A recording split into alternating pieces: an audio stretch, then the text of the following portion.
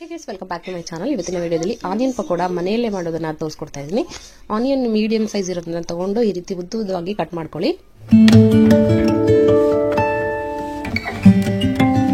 ನಾನು ಆನಿಯನ್ ಪಕೋಡಾ ಅಥವಾ ಈರುಳ್ಳಿ ಪಕೋಡಾ ಇದನ್ನ ನಾನು ಮಾಡ್ತಾ ಇದ್ದೀನಿ ಮನೆಯಲ್ಲಿ. ಇದನ್ನ ಮಾಡೋದಕ್ಕೆ ಸಿಂಪಲ್ ಆಗಿ ಜಸ್ಟ್ ಒಂದು 5 ನಿಮಿಷ ಸಾಕು. ಜಾಸ್ತಿ ಏನು ಇಂಗ್ರೀಡಿಯೆಂಟ್ಸ್ ಇರಲ್ಲ, ಕ್ರಿಸ್ಪಿ ಆಗಿರುತ್ತೆ. ಇವತ್ತು ನಮ್ಮ ಮನೆ ಹತ್ರ ತುಂಬಾ ವೆದರ್ ಚೇಂಜ್ ಆಗಿ ಚಳಿ ಅನಿಸ್ತಾ ಇದೆ, ಸೊ ಅದಕ್ಕೋಸ್ಕರ ಆನಿಯನ್ ಪಕೋಡಾ ಮಾಡೋಣ ಅಂತ ಹೇಳ್ಬಿಟ್ಟು ಮಾಡ್ತಾ ಇದ್ದೀನಿ.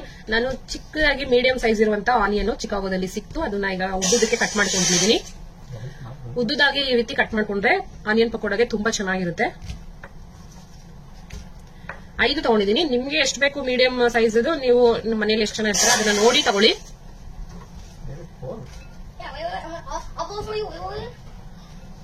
ಸೊ ಇಷ್ಟು ಈರುಳ್ಳಿಗೆ ನಾನೀಗ 2 ಬೆಳ್ಳುಳ್ಳಿಯನ್ನ ಸಿಪ್ಪೆ ಸಮೇತ ಜಜ್ಜಿ ಅದ್ರೊಳಗಡೆ ಹಾಕ್ತಾ ಇದ್ದೀನಿ.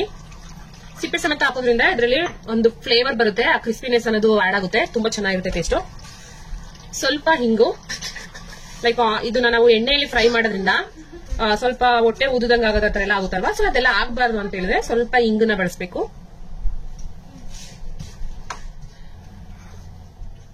ಜೊತೆಗೆ ಸ್ವಲ್ಪ ಕರಿಬೇವಿನ ಸೊಪ್ಪು ನೀವು ಸಣ್ಣದಾಗಿ ಕಟ್ ಮಾಡಿ ಕೂಡ ಹಾಕೊಳ್ಬಹುದು. ನಮ್ಮನೆಯಲ್ಲಿ ಕರಿಬೇವಿನ ಸೊಪ್ಪನ್ನ ತೆಗ್ದಾಕ್ಬಿಡ್ತಾರೆ ಸಪರೇಟ್, ಸೊ ಅದಕ್ಕೋಸ್ಕರ ನಾನು ಈ ರೀತಿ ಚಿಕ್ಕದಾಗಿ ಜಸ್ಟ್ ಈ ರೀತಿ ಕಟ್ ಮಾಡಿ ಹಾಕ್ತೀನಿ. ಅದರಿಂದ ಅವರು ತೆಗಿಯಲ್ಲ, ಹಾಗೆ ತಿಂತಾರೆ. ಜೊತೆಗೆ 1 ಟೀ ಸ್ಪೂನು ಅಚ್ಚ ಖಾರದ ಪುಡಿ ಅಥವಾ ಗುಂಟೂರು ಚಿಲ್ಲಿ ಪೌಡರ್ ಹಾಕ್ತಾ ಇದೀನಿ. ನಿಮ್ಗೆ ಖಾರ ಎಷ್ಟು ಬೇಕು ಅಷ್ಟು ನೋಡ್ಕೊಂಡು ಹಾಕೊಳ್ಳಿ.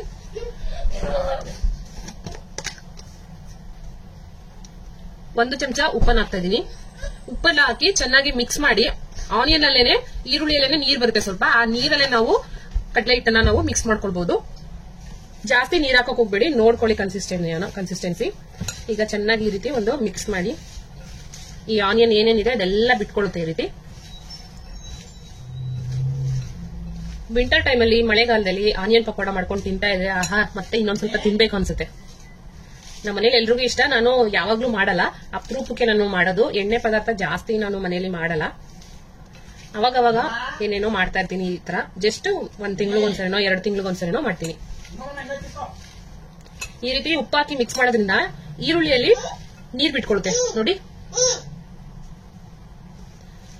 ನೀವು ಈ ವಿಡಿಯೋನ ಎಲ್ಲಿಂದ ನೋಡ್ತಾ ಇದೀರಾ ಅಂತ ಕಮೆಂಟ್ ಮೂಲಕ ತಿಳಿಸಿ. ಈ ವಿಡಿಯೋ ಇಷ್ಟ ಆದ್ರೆ ಒಂದು ಲೈಕ್ ಮಾಡಿ, ಈ ವಿಡಿಯೋನ ಶೇರ್ ಮಾಡಿ. ಇದರಿಂದ ಯೂಟ್ಯೂಬ್ ನಮ್ಮ ವಿಡಿಯೋಸ್ ಅನ್ನ ರೆಕಮೆಂಡೇಶನ್ಗೆ ಕಳಿಸುತ್ತೆ. ಸೊ ಈ ರೀತಿ ಮಿಕ್ಸ್ ಮಾಡ್ಕೊಂಡಾದ್ಮೇಲೆ ನೋಡಿ, ಈರುಳ್ಳಿಯಲ್ಲೇನೆ ತುಂಬಾ ನೀರ್ ಬಿಟ್ಟಿದೆ. ಈ ರೀತಿ ಚೆನ್ನಾಗಿ ಮಸಾಜ್ ಮಾಡಬೇಕು ನೋಡಿ. ಸೊ ಈಗ ಇದಕ್ಕೆ ಕಡಲೆ ಹಿಟ್ಟನ್ನ ಹಾಕೊಳ್ಳೋಣ. ಕಡಲೆ ಹಿಟ್ಟು ಸ್ವಲ್ಪ ಸ್ವಲ್ಪ ನೋಡ್ಕೊಂಡು ಹಾಕೊಳ್ಳಿ, ನಿಮ್ಗೆ ಎಷ್ಟು ಬೇಕಷ್ಟು, ಜಾಸ್ತಿ ಹಾಕಕ್ ಹೋಗ್ಬೇಡಿ. ಮತ್ತೆ నీరిల్లంటే ಇದರಲ್ಲಿ కలుపుಬೇಕು. అదే వాళ్ళు వచ్చి స్ప్రే చేస్తారనేసి తీసా. తెలీదు, చూడలే. యాక్చువల్ గా చేయలేదు అనిపిస్తుంది నాకు. చేస్తుంటే చెప్పేవాళ్ళు, చేయలేదు. ಸೊ ಈ ರೀತಿ 1 ಸ್ಪೂನ್ ಹಾಕಿದೀನಿ. ಇನ್ನೊಂದು ಸ್ಪೂನ್ ಹಾಕೊಂಡು ಜಸ್ಟ್ ಈ ರೀತಿ ಮೇಲೇನೆ ಲೈಟ್ ಆಗಿ ಆನಿಯನ್ಗೆ ಈ ರೀತಿ ಕ್ರಿಸ್ಪ್ ಆಗಿ ಇರ್ಬೇಕಂತ ಹೇಳಿದ್ರೆ ಈ ರೀತಿ ಲೈಟ್ ಆಗಿ ಹಾಕಿದ್ರೆ ಸಾಕು.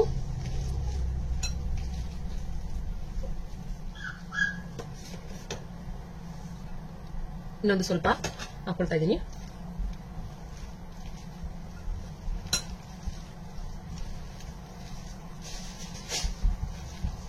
ನೋಡಿ, ನಾನು ನೀರು ಮಿಕ್ಸ್ ಮಾಡಿಲ್ಲ ನೋಡಿ, ಆನಿಯನ್ ಇರುವಂತ ನೀರೇನೆ ಇದಕ್ಕೆ ಸಾಕು.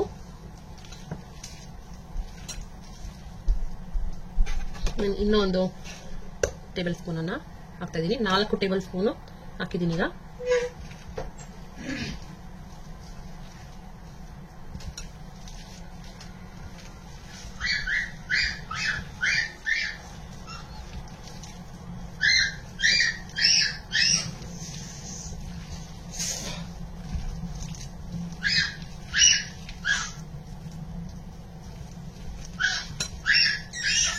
ನೋಡಿ ಈ ರೀತಿ ಕನ್ಸಿಸ್ಟೆನ್ಸಿ ಬಂದಿದೆ. ಇನ್ನೊಂದು ಸ್ವಲ್ಪ ಬೇಕಂದ್ರೂ ನಾವು ಹಾಕೊಳ್ಬಹುದು. ಲೈಟ್ ಆಗಿ 1 ಟೇಬಲ್ ಸ್ಪೂನ್ ಅಷ್ಟು ಹಾಕ್ತಾ ಇದೀನಿ.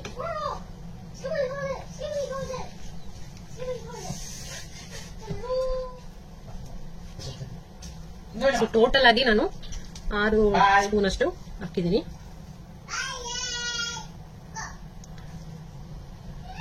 ಇಷ್ಟು ಸಾಕು.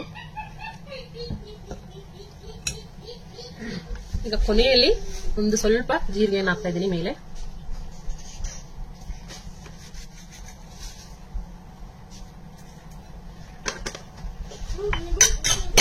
ಸೊ ಈಗ ಜಸ್ಟ್ ಒಂದು ಲೈಟ್ ಆಗಿ ಒಂದು ಮಿಕ್ಸ್ ಮಾಡೋಣ. ಈ ರೀತಿ ಬಿಡಿಬಿಡಿಯಾಗನೇ ಇರಬೇಕು. ಈಗ ಜೀರಾ ಹಾಕಿದ್ವಲ್ಲ, ಜೀರಾನು ಒಂದ್ಸರಿ ಕಂಬೈನ್ ಆಗೋ ರೀತಿ ಮಿಕ್ಸ್ ಮಾಡೋಣ.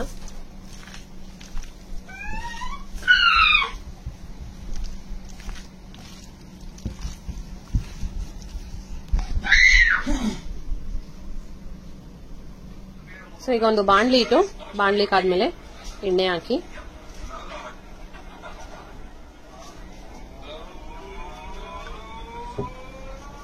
ಎಣ್ಣೆ ಬಿಸಿ ಮಾಡ್ಕೊಳ್ಳಿ ಚೆನ್ನಾಗಿ. ಈಗ ನಮ್ಮ ಮ್ಯಾರಿನೇಟ್ ಮಾಡಿಟ್ಟಿದಂತ ಆನಿಯನ್ ಪಕೋಡ ರೆಸಿಪಿ ಫ್ರೈ ಮಾಡಿದ್ರೆ ರೆಡಿ ಆಗುತ್ತೆ.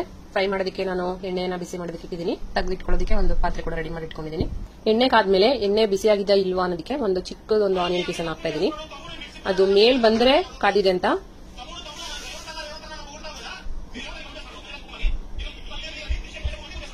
ಇನ್ನು ಎಣ್ಣೆ ಕಾದಿಲ್ಲ, ಅದು ಕೆಳಗಡೆನೆ ಇದೆ, ನಿಧಾನಕ್ಕೆ ಮೇಲ್ ಬರ್ತಾ ಇದೆ. ಸೊ ಸ್ವಲ್ಪ ಇನ್ನೊಂದು ಸ್ವಲ್ಪ ಕಾಯಬೇಕು ಎಣ್ಣೆ. ಈಗ ಇದನ್ನ ಜಸ್ಟ್ ಈ ರೀತಿ ತಗೊಂಡು ಅಮುಕ್ಬಾರ್ದು, ಜಸ್ಟ್ ಸಿಂಪಲ್ ಆಗಿ ತಗೊಂಡ್ಬಂದು ಬಿಡೋಣ ಸ್ವಲ್ಪ ಸ್ವಲ್ಪ.